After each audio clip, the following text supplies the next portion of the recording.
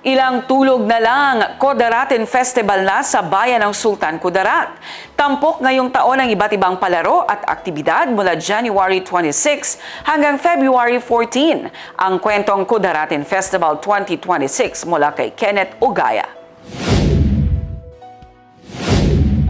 Mas pinasaya at mas makulay na Kudaratin Festival ang aasahan ngayong taong 2026 sa bayan ng Sultan Kudarat, Maguindanao del Norte. Sa 9th Kudaratin Festival 2026, matutunghayan ang pagdiriwang ng kultura, kasiyahan at pagkakaisa ng mga mamamayan. Mula Enero 26 hanggang Pebrero 14, 2026, inaasahang magiging maliwanag at buhay na buhay ang buong bayan sa susunod na aktibidad na magpapakita ng mayamang kultura at tradisyon ng lugar. Mula sports, musika, sayaw, hanggang sa mga aktibidad na nagtataguyod ng kapayapaan at pagkakaisa. Magbubukas ang selebrasyon sa Enero 26 sa pamamagitan ng Parade of Lights, kasabay sa opening of trade fairs, firework displays at ceremonial lighting ng Municipal Plaza.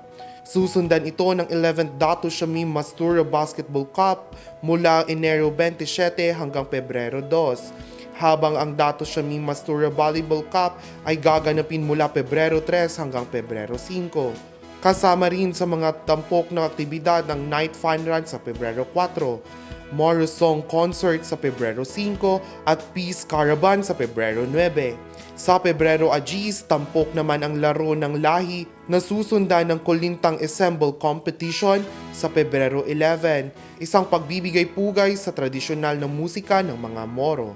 Hindi rin magpapahuli ang mga water race event tulad ng Fluvial Parade at Kayak and Pumboat Race sa Pebrero 12, habang ang Dingdang sa Kudaraten, isang Mindanao-wide dance drama ay gaganapin sa Pebrero 13. Tatapusin ang selebrasyon sa isang grand concert sa Pebrero 14. Ayon kay Mayor Dato Shamim Birwar Mastura, bukas ang Kudaratin Festival para sa lahat. Inaanyayahan niya ang publiko na makiisa at makisaya sa sama-samang pagdiriwang hindi lamang aliwan, kundi pagunita rin sa identidad, kultura at pagkakaisang pagbubuklod ng komunidad. Sa 9th Kudaratin Festival 2026, malinaw ang mensahe: kapag ang kultura ang ipinagdiriwang, mas maging matibay ang samahan ng mamamayan. Kenneth Ugaya, iMinds Philippines.